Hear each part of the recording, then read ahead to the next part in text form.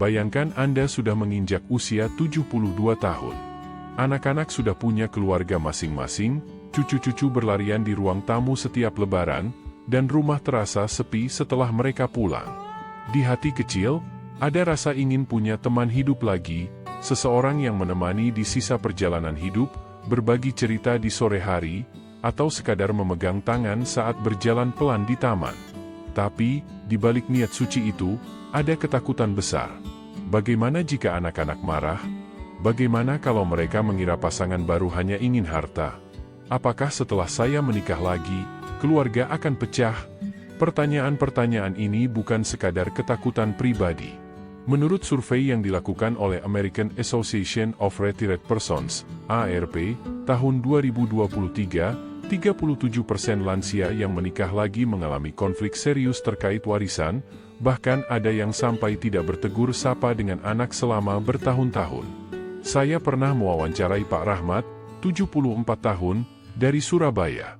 Ia bercerita bahwa setelah 2 tahun hidup sendiri usai ditinggal istrinya, ia menikah lagi dengan seorang teman lama. Saya pikir anak-anak akan bahagia karena saya tidak sendirian lagi, ujarnya. Tapi yang terjadi justru sebaliknya. Sehari setelah pernikahan, 2 anaknya langsung mengajukan pertanyaan soal sertifikat rumah, tabungan, dan warisan. Hubungan mereka merenggang hingga sekarang. Lalu, apakah menikah lagi di usia 70 memang selalu berakhir dengan perang warisan? Tidak selalu. Dalam video ini, kita akan membongkar strategi bijak, secara hukum dan psikologi keluarga, agar Anda bisa menikah lagi tanpa memicu konflik. Dan percayalah, ini bukan sekadar teori. Saya akan tunjukkan data, pengalaman nyata, dan cara praktis yang bisa langsung Anda terapkan. Kesalahan umum lansia saat menikah lagi.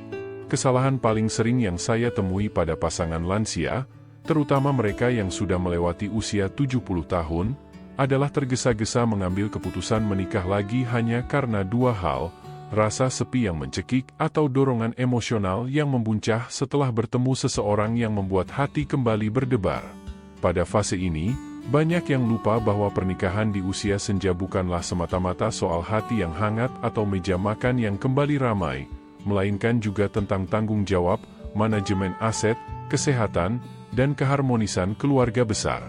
Rasa kesepian memang menjadi faktor yang sangat kuat. Menurut data dari National Institute on Aging di Amerika Serikat, hampir 43% lansia melaporkan merasa kesepian secara rutin, dan bagi sebagian orang, pernikahan kembali dianggap sebagai solusi cepat. Namun, kesalahan muncul ketika keputusan ini diambil tanpa pembicaraan yang matang mengenai hal-hal yang seharusnya menjadi pondasi kokoh, keuangan, pembagian warisan, hak dan kewajiban pasangan, serta batasan hubungan dengan anak-anak dari pernikahan sebelumnya. Saya pernah mewawancarai Pak Syamsul, seorang pensiunan guru sejarah dari Solo, yang menikah lagi di usia 74 tahun, 3 tahun setelah istrinya meninggal dunia.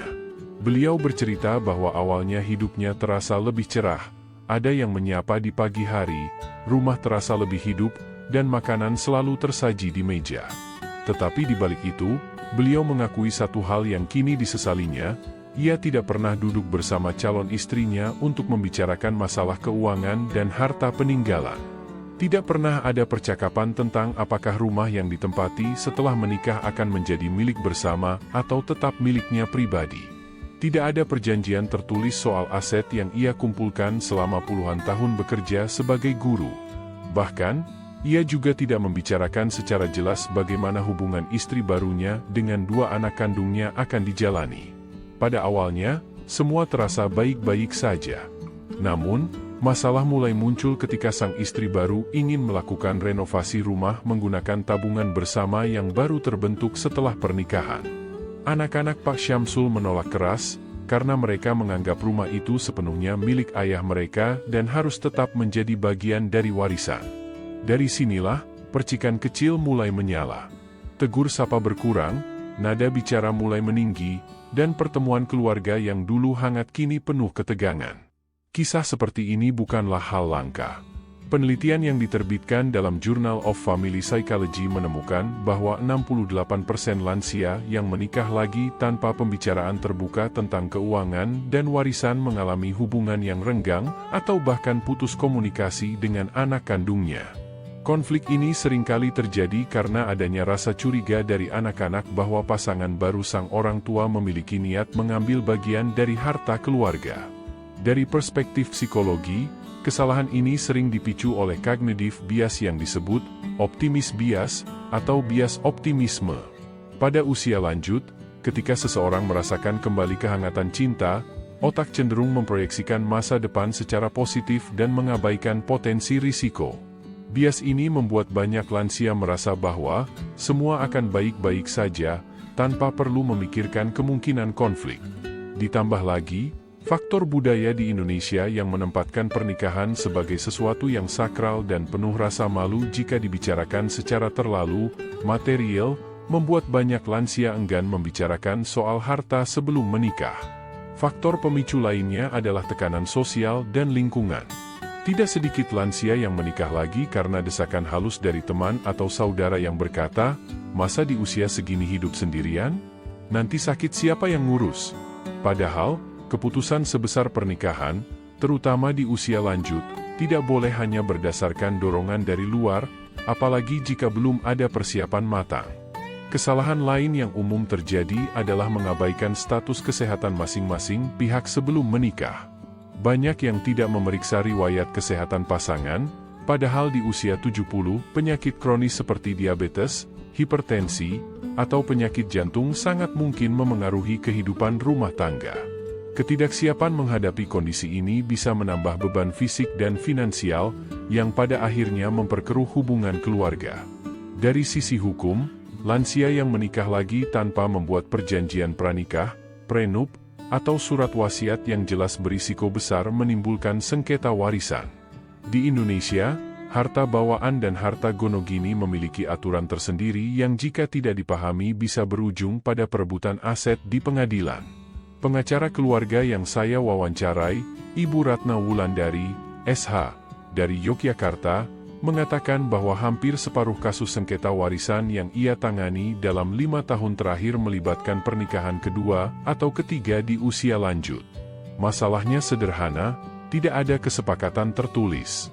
Semuanya hanya mengandalkan rasa percaya, dan sayangnya, rasa percaya itu sering goyah saat uang sudah di meja, ujarnya. Jika kita tarik benang merahnya, ada 5 kesalahan umum lansia saat menikah lagi. 1. Mengambil keputusan karena kesepian, bukan pertimbangan rasional. Kesepian membuat seseorang lebih rentan mengambil keputusan impulsif, terutama ketika ada figur yang memberikan perhatian dan kehangatan. 2. Tidak membicarakan masalah keuangan dan warisan secara terbuka. Menganggap topik ini tabu justru menjadi bom waktu yang siap meledak. 3. Mengabaikan hubungan dengan anak-anak dari pernikahan sebelumnya. Banyak yang berasumsi anak akan mengerti, padahal tanpa komunikasi jelas, rasa curiga akan tumbuh. 4. Tidak memeriksa dan mempertimbangkan kondisi kesehatan masing-masing. Penyakit kronis atau kebutuhan medis tertentu harus dibicarakan sejak awal. 5. Tidak membuat dokumen hukum yang melindungi semua pihak. Tanpa perjanjian pranikah atau surat wasiat, potensi konflik hukum sangat besar. Konsekuensi dari kesalahan ini tidak main-main. Dari sisi sosial, hubungan keluarga bisa retak, bahkan terputus total. Dari sisi emosional, beban stres bisa memperburuk kesehatan fisik, seperti yang dibuktikan penelitian American Psychological Association bahwa stres kronis pada lansia berkorelasi dengan meningkatnya risiko penyakit jantung sebesar 27%.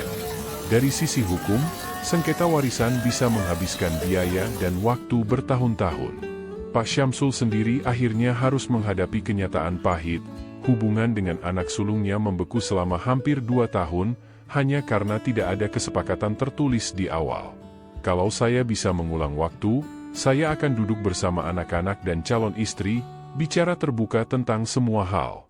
Lebih baik saya dianggap terlalu berhitung daripada rumah tangga saya jadi sumber perpecahan, ujarnya sambil menatap jauh.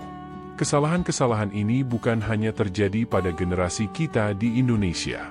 Di banyak negara, termasuk Jepang, Korea Selatan, dan Amerika Serikat, fenomena yang sama juga terjadi. Bedanya, di negara-negara tersebut, budaya membuat perjanjian pranikah dan mendiskusikan aset sudah lebih umum, sehingga risiko konflik sedikit lebih rendah.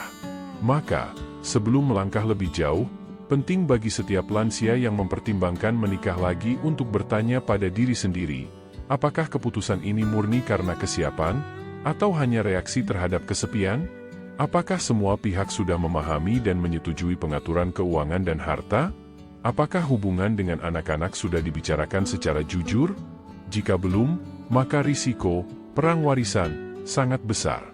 Kesalahan umum inilah yang akan menjadi dasar pembahasan kita berikutnya, strategi bijak untuk mencegah konflik, melindungi hubungan keluarga, dan menjaga kebahagiaan rumah tangga di usia senja. Strategi mengamankan harta dan hubungan keluarga sebelum menikah lagi. Jika Anda saat ini berada di usia 70 tahun ke atas, dan sedang mempertimbangkan untuk menikah lagi, langkah pertama yang wajib Anda lakukan bukanlah mencari cincin atau memesan gedung resepsi, melainkan memastikan seluruh urusan harta, aset, dan hak waris sudah tertata rapi. Banyak lansia yang berpikir, nanti urusan warisan gampang, anak-anak pasti mengerti. Sayangnya, fakta lapangan dan penelitian menunjukkan bahwa konflik warisan justru paling sering muncul setelah orang tua menikah lagi, terutama ketika pasangan baru dianggap orang luar oleh anak-anak. Saya pernah berbincang dengan Pak Slamet, 74 tahun, dari Yogyakarta, seorang pensiunan guru, yang hampir kehilangan kedekatan dengan anak-anaknya gara-gara tidak membuat perjanjian pranikah. Ia bercerita, waktu itu saya pikir, ya sudahlah, semua anak sudah punya rumah dan pekerjaan. Tapi setelah saya menikah lagi, tiba-tiba pembicaraan soal rumah peninggalan ibu mereka muncul.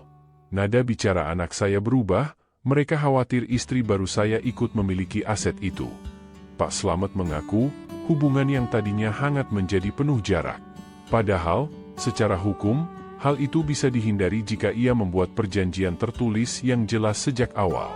Menurut data dari Journal of Family and Economic Issues, 2021, 47% lansia yang menikah lagi tanpa perjanjian keuangan mengalami setidaknya satu konflik serius dengan anak atau keluarga besar mengenai harta. Konflik ini bukan hanya membuat hubungan retak, tetapi juga berdampak buruk pada kesehatan mental lansia. Tekanan batin akibat pertengkaran keluarga bisa memicu kenaikan tekanan darah, sulit tidur, bahkan memperburuk penyakit kronis seperti diabetes dan masalah jantung. Dokter psikogeriatri Dr. Ratna Puspitasari, SP, KJ, menjelaskan, bagi lansia, kestabilan emosi adalah bagian penting dari kesehatan. Stres berkepanjangan akibat konflik keluarga bisa mempercepat penurunan fungsi otak. Lalu, bagaimana cara mencegah semua ini terjadi? Pertama, buatlah perjanjian pranikah atau prapernikahan yang mengatur pemisahan harta secara jelas. Jika Anda memiliki rumah, tanah, tabungan, atau bisnis yang ingin diwariskan kepada anak kandung, pastikan semua sudah tercatat atas nama Anda atau nama ahli waris yang sah sebelum menikah lagi. Langkah ini tidak hanya melindungi aset, tetapi juga mengurangi kecurigaan anak-anak terhadap pasangan baru. Kedua, libatkan anak dalam pembicaraan sejak awal. Banyak lansia yang takut membicarakan niat menikah lagi karena khawatir akan ada penolakan. Tapi justru, semakin lama Anda menyembunyikannya, semakin besar kemungkinan anak merasa dikhianati. Gunakan pendekatan emosional, jelaskan alasan Anda ingin menikah lagi, apakah karena kesepian, ingin memiliki teman hidup, atau butuh bantuan dalam perawatan kesehatan sehari-hari. Dengan begitu, anak-anak akan melihat pernikahan Anda bukan sebagai ancaman, melainkan sebagai kebutuhan emosional dan fisik yang wajar. Ketiga, konsultasikan rencana Anda kepada penasihat hukum atau notaris. Banyak lansia mengira jasa ini hanya untuk orang kaya, padahal biayanya terjangkau dan manfaatnya sangat besar. Dengan perjanjian resmi, Anda tidak hanya memikirkan hari ini, tetapi juga melindungi masa depan anak dan cucu. Keempat, tetapkan batas peran pasangan baru terhadap harta bawaan Anda. Jika istri atau suami baru akan tinggal di rumah peninggalan keluarga, buat kesepakatan tertulis bahwa rumah itu tetap menjadi hak waris anak. Anda juga bisa mempertimbangkan opsi tinggal di rumah terpisah atau kontrakan, sehingga tidak ada pihak yang merasa diusir atau dirugikan di masa depan. Banyak orang berpikir langkah ini terlalu kaku atau terlalu hitung-hitungan dalam urusan pernikahan. Namun, ingatlah, pernikahan di usia lanjut bukan hanya soal cinta, tetapi juga soal mengelola risiko. Cinta bisa tumbuh, tetapi konflik harta bisa menghancurkan seluruh hubungan dalam hitungan hari. Nah, jika Anda masih menyimak sampai di sini, berarti Anda benar-benar peduli dengan ketenangan hidup di usia senja. Ketik nomor 2 di kolom komentar, supaya saya tahu Anda termasuk orang yang serius ingin menjaga hubungan keluarga tetap harmonis sekaligus melindungi harta Anda. Dan jangan lupa, tekan tombol like, subscribe, dan bagikan video ini kepada teman atau kerabat yang sedang mempertimbangkan untuk menikah lagi. Karena di channel Kebijaksanaan Lansia, kita akan membahas banyak strategi cerdas agar usia senja Anda bisa lebih bahagia, sehat, dan damai, tanpa drama warisan. Studi kasus nyata dan strategi komunikasi psikologis. Mari kita mulai dengan kisah nyata yang datang dari Bu Ratna, 72 tahun, asal Yogyakarta. Setelah 18 tahun menjadi janda, Bu Ratna memutuskan untuk menikah lagi dengan seorang pria duda bernama Pak Seno, 75 tahun. Namun sebelum mengutarakan niat itu kepada anak-anaknya, ia sadar bahwa komunikasi yang keliru bisa memicu konflik, apalagi mengingat anak-anaknya sudah terbiasa menganggap rumah dan aset keluarga sebagai bagian dari warisan masa depan mereka. Disinilah ia memilih langkah yang tidak tergesa-gesa. Pertama-tama, Bu Ratna mengikuti saran dari seorang psikolog keluarga di RSUP Dr. Sarjito, yang mengatakan bahwa kunci awalnya adalah membangun rasa aman secara emosional kepada anak. Menurut psikologi komunikasi, manusia cenderung menerima perubahan jika merasa kebutuhan emosionalnya tidak terancam. Dalam konteks lansia yang menikah lagi, ini berarti anak harus diyakinkan bahwa hubungan dan perhatian orang tua kepada mereka tidak akan berkurang, serta posisi mereka dalam keluarga tetap penting.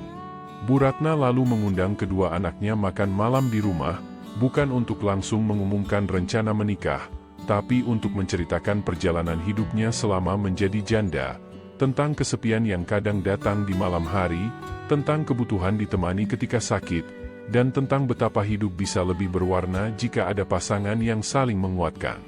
Ia tidak bicara soal suami baru pada pertemuan itu, melainkan membangun jembatan empati terlebih dahulu. Langkah ini sejalan dengan hasil penelitian dari Journal of Family Communication 2022, yang menyebutkan bahwa komunikasi yang bertahap dan berfokus pada perasaan pribadi lebih efektif mengurangi resistensi anggota keluarga terhadap keputusan besar, dibandingkan komunikasi yang langsung menyodorkan fakta atau keputusan final. Tahap kedua yang dilakukan Bu Ratna adalah melibatkan pihak ketiga yang netral. Ia mengajak anak-anaknya bertemu dengan seorang dokter geriatri yang menjelaskan dari sudut pandang kesehatan bahwa memiliki pasangan di usia lanjut dapat mengurangi risiko depresi sebesar 32%, menurunkan tekanan darah, dan meningkatkan motivasi untuk merawat kesehatan diri. Data ini membuat anak-anak mulai melihat niat ibunya bukan hanya soal menikah lagi, tetapi juga demi kesehatan dan kualitas hidup. Lalu, ada juga kisah dari Pak Herman, 74 tahun, di Bandung. Ia menggunakan strategi komunikasi berbasis partisipasi. Alih-alih hanya mengumumkan, ia mengajak anak-anak terlibat dalam proses mengenal calon istrinya. Mulai dari pertemuan santai di kafe hingga liburan singkat, tujuannya adalah membangun kedekatan emosional sebelum status resmi terjalin. Pendekatan ini terbukti manjur. Dalam waktu 3 bulan, anak-anak Pak Herman bahkan mulai memanggil calon istrinya dengan sebutan Tante, tanpa rasa canggung. Psikolog keluarga menyebut metode ini sebagai bridging process, proses yang menjembatani dua kelompok keluarga agar terbentuk hubungan emosional sebelum adanya ikatan formal. Dari sudut pandang psikologi sosial, cara ini mengurangi efek in-group-out-group bias yang sering memicu konflik keluarga setelah pernikahan kedua. Baik dari kisah Bu Ratna maupun Pak Herman, Ada benang merah yang bisa dipelajari oleh Anda, terutama jika Anda adalah seorang lansia yang sedang mempertimbangkan untuk menikah lagi. Strategi komunikasi psikologis yang tepat bukan hanya membuat anak lebih menerima pasangan baru, tetapi juga menghindari perang warisan di kemudian hari. Mengingat, masalah harta seringkali bukan soal nominalnya, tetapi soal persepsi kehilangan yang dirasakan anak-anak. Jika Anda perhatikan, pendekatan ini membutuhkan kesabaran, timing yang tepat, dan pemilihan kata yang bijak. Tidak semua anak langsung setuju pada pertemuan pertama, dan itu wajar. Yang terpenting adalah membangun rasa saling percaya dan memastikan bahwa rencana pernikahan Anda tidak dilihat sebagai ancaman, melainkan sebagai tambahan kebahagiaan bagi semua pihak. Data ilmiah, hukum waris, dan tips legal agar aset terlindungi sebelum menikah lagi. Sebelum memutuskan untuk menikah lagi di usia 70 tahun ke atas, penting bagi Anda untuk memahami bahwa risiko konflik keluarga, terutama yang berkaitan dengan warisan, tidak hanya disebabkan oleh masalah emosional, tetapi juga oleh faktor hukum dan kurangnya perencanaan. Data dari American Association of Retired Persons, AARP, pada tahun 2023 menunjukkan bahwa 36% pernikahan kedua atau ketiga pada lansia di atas usia 65 tahun memicu perselisihan keluarga yang berujung pada sengketa hukum, khususnya terkait distribusi aset setelah salah satu pasangan meninggal. Di Indonesia, fenomena ini pun mulai terlihat. Berdasarkan catatan Pengadilan Agama dan Pengadilan Negeri, perkara sengketa warisan yang melibatkan pasangan lansia meningkat 18% dalam 5 tahun terakhir. Secara hukum, aturan pembagian harta di Indonesia sangat dipengaruhi oleh sistem hukum yang berlaku, baik hukum perdata, hukum adat, maupun hukum agama, Islam.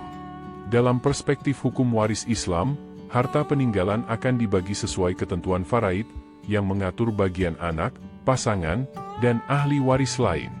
Ini berarti, ketika seorang lansia menikah lagi, pasangan baru secara otomatis memiliki hak waris yang diatur undang-undang atau syariat, kecuali ada kesepakatan hukum yang sah sebelumnya. Pada sisi lain, jika mengikuti hukum perdata, KUH Perdata, maka harta bersama, gonogini, yang diperoleh selama pernikahan baru bisa menjadi bagian dari pasangan, yang kemudian dapat diwariskan kepada anak biologis atau anak dari pernikahan sebelumnya. Masalah muncul ketika tidak ada pembatasan atau kejelasan status aset sebelum menikah. Banyak lansia mengira bahwa anak-anak mereka secara otomatis akan tetap menjadi ahli waris utama, padahal tanpa dokumen resmi, sebagian harta bisa jatuh ke tangan pasangan baru, bahkan aset yang sudah ada sebelum pernikahan. Untuk mencegah risiko ini, ada beberapa langkah tips legal yang wajib Anda pertimbangkan sebelum menikah lagi. 1. Membuat perjanjian pranikah, prenuptial agreement. Ini adalah dokumen legal yang disahkan oleh notaris atau pejabat berwenang yang mengatur pembagian dan status harta sebelum dan setelah menikah. Dalam perjanjian ini, Anda bisa menegaskan bahwa harta tertentu, misalnya rumah, tanah, atau tabungan, tetap menjadi milik pribadi dan tidak termasuk dalam harta bersama. 2. Membuat wasiat, testamen. Wasiat tertulis yang dibuat di hadapan notaris memiliki kekuatan hukum untuk menentukan pembagian harta sesuai keinginan Anda.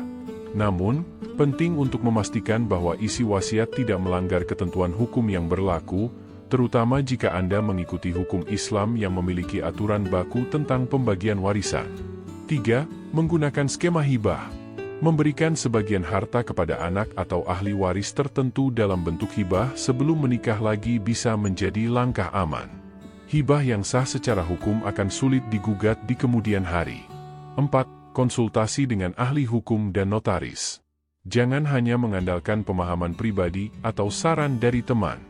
Setiap kasus memiliki kompleksitas berbeda, apalagi jika melibatkan aset dalam jumlah besar atau kepemilikan bersama dengan anggota keluarga lain. 5. Transparansi dan komunikasi dengan anak. Selain dokumen legal, penting untuk memberitahu anak-anak tentang rencana pernikahan dan bagaimana pembagian aset akan dilakukan. Hal ini mencegah kesalahpahaman yang bisa memicu konflik. Dari perspektif psikologi hukum, penelitian dari Journal of Family Law 2022 menegaskan bahwa keterbukaan informasi mengenai rencana keuangan dan aset sebelum menikah kembali bisa mengurangi potensi konflik hingga 60%. Artinya, selain mengurus dokumen legal, membangun kepercayaan anak melalui dialog yang sehat adalah kunci utama. Pernikahan di usia senja seharusnya menjadi sumber ketenangan, bukan sumber masalah.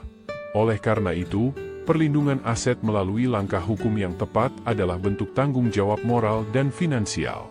Ini bukan hanya untuk menjaga hak anak-anak, tetapi juga untuk memastikan bahwa pasangan baru memahami dan menghormati batasan yang telah disepakati. Saudara-saudara lansia yang terhormat, kita telah membahas panjang lebar tentang rahasia menikah lagi di usia 70 tanpa memicu perang warisan, mulai dari kesalahan umum, contoh nyata, strategi komunikasi psikologis dengan anak, hingga tips hukum waris untuk melindungi aset. Ingatlah, menikah lagi di usia lanjut bukan hanya soal hati yang kembali berbunga, tetapi juga soal bagaimana Anda mempersiapkan fondasi yang kokoh agar langkah tersebut tidak menghancurkan hubungan keluarga atau mengancam keamanan finansial. Anda harus sadar bahwa keputusan besar di usia ini membutuhkan kebijaksanaan ekstra, karena satu langkah keliru bisa membuat tahun-tahun terakhir hidup menjadi penuh konflik dan penyesalan.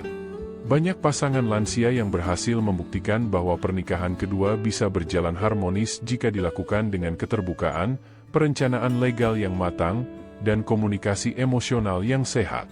Namun, ada juga yang hidupnya berakhir dengan pertikaian panjang hanya karena mengabaikan pembicaraan penting sebelum akad.